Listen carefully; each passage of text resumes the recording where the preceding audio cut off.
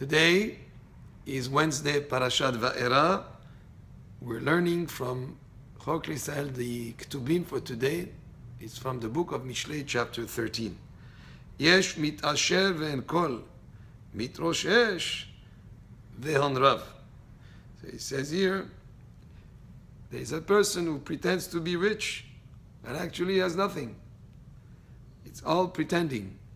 And on the other hand, there is a person that seems to become poor because he's giving tzedakah, he's giving charity, so he's diminishing his money, yet hon rav, yet he's a person that has great riches that are waiting for him, as Rashi explains.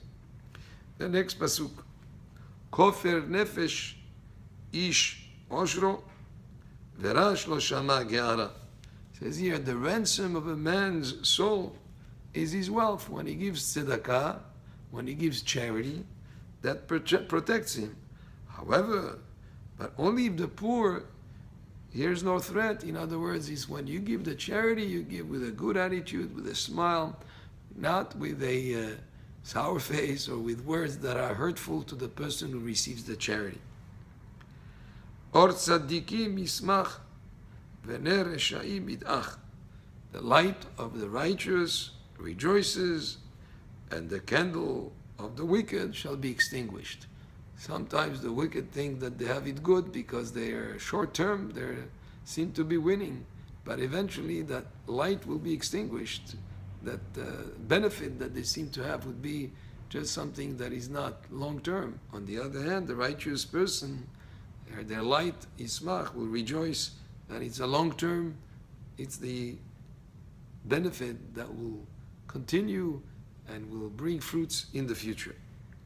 Rak bezadon yiten matzah ve'et no'atzim chokhmah. This pasuk means only through wickedness comes quarrel, conflict, fighting, etc. Et no'atzim chokhmah, but those who take counsel, who take advice, who consult, there is wisdom, there is great benefit. Like another pasuk says, u'tshua berov yo'etz. There is great benefit in consulting with others, in seeking advice, in talking to people who had maybe more experience in certain fields, and to gain from consulting with people rather than to not seek advice or to, through wickedness, get involved in conflict or quarrel or that type of thing. Hon mehevel im'at ve'kovetz al yad yarbeh.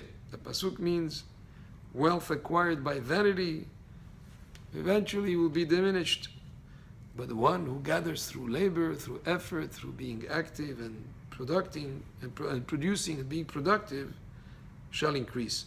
Rashi takes another explanation on this pasuk, and he explains a person who makes his studies like bundles.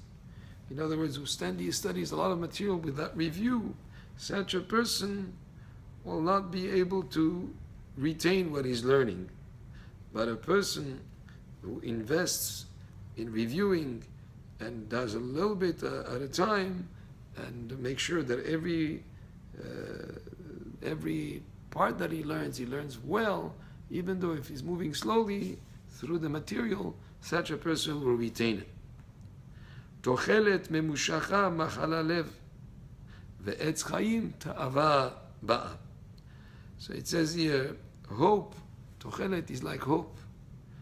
The mushacha, that is referred, like a person promises you something and doesn't deliver and you're waiting for it. Such a person can make the person, machala lev, the heart sick of a person.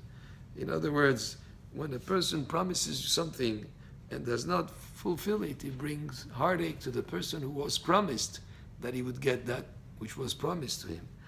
However, the end of the pasuk, ve'etz chayim ta'ava ba'a, but a desire that is fulfilled is like a tree of life. And this was from the Mishlei, chapter 13, and that was the Ketubim for today's Chok L'Israel, Parashat Va'era for Wednesday. Baruch Adonai le'olam, Amen ve'amen.